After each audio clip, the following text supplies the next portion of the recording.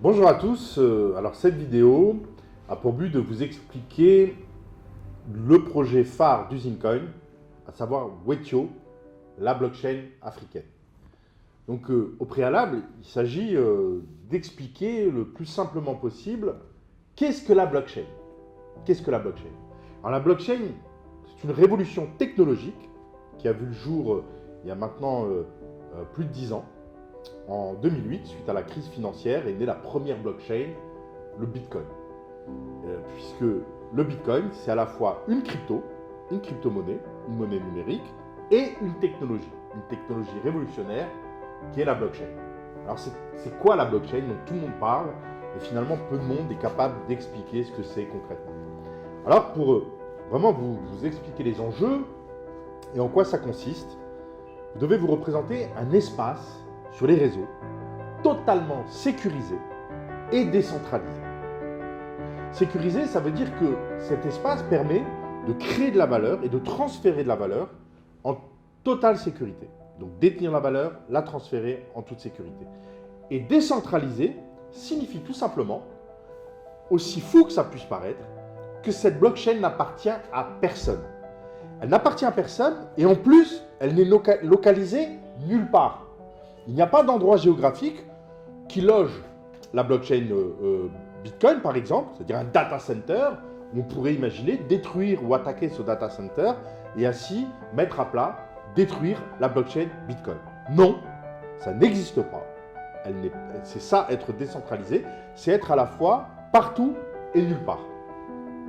Décentralisé. Vous comprenez à partir de là ce que ça veut dire. C'est donc bien indestructible. Sécurisé, ça veut dire effectivement que c'est un espace où la valeur pourra être créée et transférée, je le répète, de manière totalement sécurisée, grâce à des acteurs qui vont intervenir en permanence sur cet espace pour le maintenir et garantir la sécurité des informations qui sont créées et transférées. Ce métier, c'est celui de mineur. Donc le minage, vous en avez peut-être entendu parler, c'est un nouveau métier de gens qui vont être payés grâce à des commissions payées en crypto-monnaie, donc avec la crypto de référence sur une blockchain donnée. Par exemple, les mineurs intervenant sur la blockchain du Bitcoin vont être payés en Bitcoin. À chaque fois qu'une transaction va avoir lieu, la commission qui est payée va servir à rémunérer ces mineurs qui vont garantir la pleine sécurité de cette transaction à travers l'inscription sur des registres compilés et qui s'empilent et qui sont infalsifiables. C'est-à-dire qu'une fois qu'une information est inscrite sur les registres de la blockchain, des registres multiples, on ne peut pas modifier ne serait-ce qu'une virgule sur la blockchain.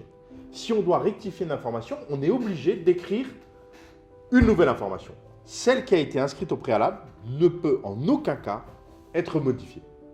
Donc l'information qui est produite sur la blockchain est visible par tous, est inscrite pour l'éternité. Vous voyez qu'on touche presque à quelque chose qui est mystique. Alors en parlant de mystique, un détour historique, la blockchain initiale, la première blockchain créée est donc celle du Bitcoin, qui a été créée suite à la crise financière de 2008 par un nom. Tout ce qu'on a comme information, c'est un nom. Satoshi Nakamoto. On ne sait pas si c'est un pseudo ou un nom réel, on ne sait pas si c'est un individu ou une équipe. En fait, vous l'avez compris, on ne sait rien. Mais strictement rien. Vous imaginez? Extraordinaire. Et pourtant, cette blockchain existe et au moment où je parle, un bitcoin vaut plus de 4500 $. Et à son origine, lorsqu'il a été créé, il valait quelques centimes. Alors, cette création de cette blockchain Bitcoin et donc de cette crypto Bitcoin a permis l'ubérisation de plusieurs métiers. Quels sont ces métiers? Les métiers de la banque centrale, puisque jusqu'à présent, les banques centrales avaient le monopole de la création monétaire. À partir du moment où cette création monétaire n'est basée que sur la confiance, en effet, au jour d'aujourd'hui, les monnaies créées ne reposent sur plus rien. Fut un temps de l'histoire de l'humanité, les pièces étaient en or, puis en alliage. Puis c'est puis en cuivre, et les pièces frappées étaient indexées sur de l'or, puis sur de moins en moins d'or. Puis un jour, suite aux accords de Bretton Woods, on a décidé que tout ça était décorrélé, que dans l'histoire de l'humanité, arrivé au nombre et à la masse de monétaire nécessaire pour faire fonctionner l'économie mondiale, il n'était plus possible d'indexer sur l'or. Donc c'est des calculs d'agrégat monétaire qui ne reposent que sur la confiance. Concrètement, le billet de 20 € que vous avez dans la poche, dans sa valeur faciale, n'a aucune valeur. Il n'a de valeur que par le consensus et la confiance que lui attribuent ses détenteurs, ses utilisateurs. Donc à partir du moment où la monnaie ne repose que sur la confiance, une équipe, un homme s'est dit, dans ce cas-là, on n'a qu'à créer une unité monétaire entre nous, mais encore fallait-il régler les problématiques de confiance à travers la sécurisation. Puisque s'il n'y a pas de sécurité, s'il y a un risque de hacking, de se faire voler son argent, personne ne va utiliser cette monnaie et elle ne pourra prendre aucune valeur. Et c'est de cela qu'est née la blockchain, donc la possibilité de créer de la valeur, de la détenir et de la transférer de manière totalement sécurisée et décentralisée. C'est ça qui est extraordinaire. Donc c'est pour ça que 10 ans après, et malgré toutes les tentatives et toutes les stratégies de dénigrement, d'attaque en tout genre, le Bitcoin est toujours là et se déploie de jour en jour auprès d'acteurs économiques de plus en plus importants. Donc voilà ce que c'est que la blockchain. Alors la blockchain, ce n'est pas seulement la crypto. Ce qu'il faut bien comprendre, c'est que la crypto-monnaie est une application de la blockchain. Mais la blockchain permet de multiples applications de manière, on peut le dire, illimitée. Et on ne connaît pas encore toutes les potentialités qu'offre la blockchain. Je vais vous donner des exemples très pratiques. Le banquier est un intermédiaire de confiance, puisque le rôle du banquier, c'est d'inscrire dans son registre que telle personne détient bien telle valeur, et lorsqu'elle la transfère, effectivement, de garantir que ce transfert est bien inscrit, qu'il a bien été réalisé et inscrit de manière sécurisée. C'est ça le rôle du banquier. Donc la blockchain a ubérisé, comme on l'a vu, le métier du banquier, en créant de la valeur et en transférant cette valeur de manière sécurisée et automatique. Mais il y a d'autres métiers qui peuvent être ubérisés. De l'exemple du notaire. Le notaire, sa signature garantit la propriété d'un bien, d'un terrain. C'est le rôle du notaire, d'être le garant, l'intermédiaire de confiance. Au moment où on parle, des pays comme le Ghana ou le Honduras ont utilisé la blockchain pour réorganiser leur cadastre et donc ont tout simplement ubérisé le métier de notaire. Pareil pour le métier d'assureur. On peut imaginer au jour d'aujourd'hui que, prenons le cas d'un contrat d'assurance qui vous rembourse votre billet en cas de retard d'un billet d'avion. Au jour d'aujourd'hui, vous prenez l'avion, votre avion est en retard, vous devez réunir les documents nécessaires prouvant ce retard, le transmettre à votre assureur qui va étudier le dossier et, suivant certaines clauses, vous rembourser ou pas après un certain délai. Grâce à la blockchain, on peut automatiser cette tâche de telle manière que le contrat va chercher l'information auprès des aéroports pour lister quels sont les avions en retard, avoir la liste des passagers, voir qui est assuré, et de telle manière que la personne assurée, en cas de retard, avant même d'avoir terminé son voyage, avant d'avoir atterri, est créditée de la somme de son assurance. Donc là, le métier d'assureur se voit effectivement ubérisé. Alors ça ne veut pas dire que ces métiers vont disparaître, mais ils vont migrer, ils vont changer, ils vont évoluer pour effectivement se construire sur la blockchain. Mais ça permet surtout de déployer la créativité de tout un chacun qui demain pourra avoir une idée et la matérialiser sur la blockchain et donc générer des revenus, de la valeur. Et c'est en cela qu'on parle de Web 3.0, puisqu'effectivement le Web que vous utilisez aujourd'hui, le Web 2.0, c'est le Web de l'information. Vous vous connectez sur Internet, vous allez sur un moteur de recherche, vous entrez un mot-clé, vous recevez de l'information. Réserver une chambre d'hôtel, connaître un horaire de train, ça c'est de l'information, transmettre de l'information. Le Web 3.0, c'est la blockchain, c'est la création et la transmission de valeur, c'est le Web de la valeur. Et c'est en cela que c'est une véritable révolution. Donc voilà, à travers mon explication, j'espère avoir apporté ma pierre à l'édifice en ayant schématisé ce que c'est que la blockchain et en quoi c'est une véritable révolution. Et j'invite tout à chacun à les rechercher par lui-même et à comprendre en quoi cette technologie, demain, va avoir un impact très fort sur la vie des gens.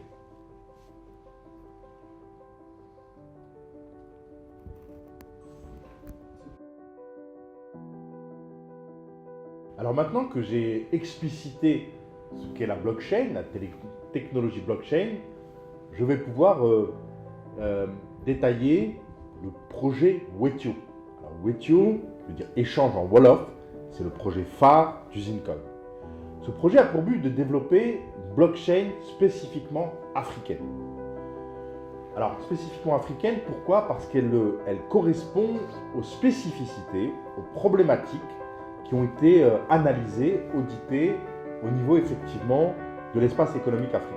Alors, ces problématiques, quelles sont-elles? Elles sont au nombre de 3. La première, c'est qu'on est dans un espace où les monnaies ne sont pas convertibles entre elles. Les monnaies convertibles, on les connaît, c'est les devises, ce qu'on appelle les devises classiques, l'euro, le dollar, le franc suisse, la livre sterling, entre autres. Aucune monnaie africaine, au moment où on parle, n'est convertible. Donc, ce qui, effectivement, met sous pression les pays africains dans le cadre de l'équilibre de leur balance de paiement, puisqu'ils ne peuvent se payer leurs produits d'importation qu'avec, effectivement, des devises sonnantes et trébuchantes. Étant non convertibles, les citoyens africains sont limités dans leurs déplacements à travers leur possibilité de changer une part de leur monnaie locale en devise pour pouvoir voyager, par exemple. Donc ça, c'est les véritables freins. Et, comme on va le voir, la blockchain répond à cette problématique de non-convertibilité. Le deuxième élément, c'est la problématique d'économie informelle. L'économie informelle, c'est qu'il y a des pans entiers de l'économie africaine qui échappent à toute fiscalité. Et c'est un vrai problème parce que suivant les pays, c'est entre 40 et 80% de l'économie qui échappe totalement à toute fiscalité. Or, c'est bien la fiscalité qui permet à l'État de construire des infrastructures, de mener des politiques d'éducation, de santé publique. Donc on est là en fait d'un défi majeur pour les États africains. Donc ça c'est une deuxième problématique. Une troisième problématique, c'est la pauvreté endémique, structurelle, qui existe encore malheureusement dans de nombreux endroits en Afrique. Et c'est un vrai problème parce que beaucoup de gens échappent totalement à la création de richesses, au processus de production.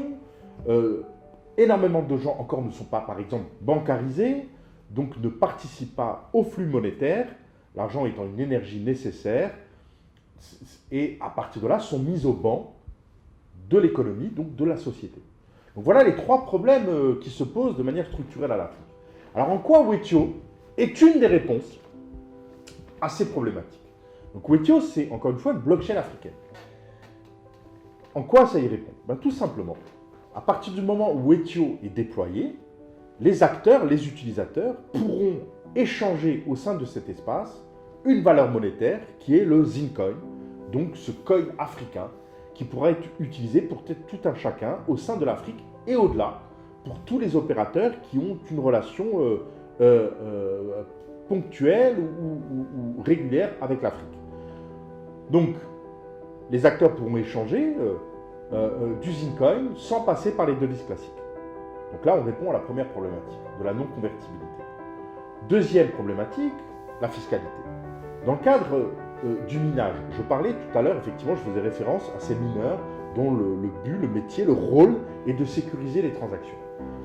Donc la commission versée aux mineurs aura une ventilation différente des blockchains classiques. En effet, sur la blockchain Bitcoin ou Ethereum, 100% de la commission payée va aux mineurs. Dans la blockchain Wetio, c'est un truc différent, puisque 50% est versé aux mineurs, 25% ira directement dans les caisses des trésors publics des États africains. De manière très concrète, un Marocain transférera de l'argent à un Sénégalais via Wetio, 12,5% de la commission de transfert ira dans les caisses du trésor marocain, 12,5% dans les caisses du trésor public sénégalais. Avec une particularité, c'est grâce à la blockchain, il y aura une traçabilité totale de l'utilisation de cet argent. Extraordinaire, dans le cadre des politiques de bonne gouvernance. Troisième problématique liée à la pauvreté endémique. Donc là, c'est 25% restants des commissions qui auront financé des projets d'aide au développement à but non lucratif dans le domaine de la prise en charge des nécessiteux, de la formation, de la santé, enfin tout ce qui a vocation à échapper au marché, à ne pas produire de richesse. Donc là, ces organisations qui travaillent dans ce domaine-là, dans ce domaine social, pour trouver des sources de financement pérennes. Et là également, la blockchain permettra à tout un chacun de vérifier pleinement la traçabilité, l'utilisation de cet argent, de vérifier qu'il ira bien, aux bonnes personnes, donc utilisé de manière transparente pour répondre à ces problématiques de développement. Donc vous voyez en quoi Wetio est une réponse immédiate, opérationnelle, à des problématiques très concrètes qui se posent à l'Afrique, lui permettant là d'avoir un outil qui a un impact direct sur son développement économique et social. En cela, tout le monde ne peut qu'adhérer à ce projet. Donc voilà ce qu'est ce projet Wetio, et la monnaie qui sera utilisée, qui sera la monnaie de référence sur Wetio, ce sera évidemment le Zincoin. Donc on voit immédiatement à partir de là quel est l'intérêt de détenir du Zincoin. Donc les perspectives de revalorisation du Zincoin seront infinies. Exactement comme le Bitcoin en 2008, qui est parti de quelques centimes pour atteindre les sommets. Ou un autre exemple avec l'Ethereum, qui est également un coin qui a démarré en 2014 à quelques centimes, et au moment où on parle, est à plus de 130 $.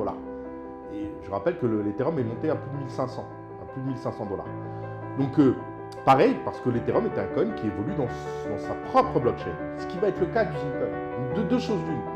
Vous croyez au projet, vous pensez que réellement le jeu en vaut la chandelle. Vous achetez au jour d'aujourd'hui du Zincoin au moment où je parle à 0,34 $, 34 cents. Wetio déployé, le Zincoin coté sur les plateformes d'échange, et là, c'est extraordinaire pour tout le monde. Wetio ne voit jamais le jour, le Zincoin restera un token comme un autre, avec des perspectives d'évolution beaucoup plus aléatoires. Nous croyons fermement au développement de Wetio, et comme vous l'avez compris, Wetio déployé permettra d'apporter des solutions très pratiques au développement de l'Afrique. Ce même développement aura un impact extrêmement favorable sur toute l'humanité. Donc le Zincoin, c'est l'histoire de tous. Tous ceux qui visionnent cette vidéo, je vous demande instamment de la partager, et puis vous-même de prendre position. Vous pouvez avoir des réponses à des questions complémentaires en prenant contact avec l'équipe. En tout état de cause, partagez cette vidéo, partagez cette information, représente pour tout un chacun au jour d'aujourd'hui un véritable acte citoyen. Et je le répète, ceci ne concerne en rien uniquement que les Africains, mais concerne toute personne qui a un tant soit peu de conscience sur cette terre quant aux enjeux actuels. Donc voilà pour cette explication. À très bientôt pour d'autres actualités. Portez-vous bien. Au revoir.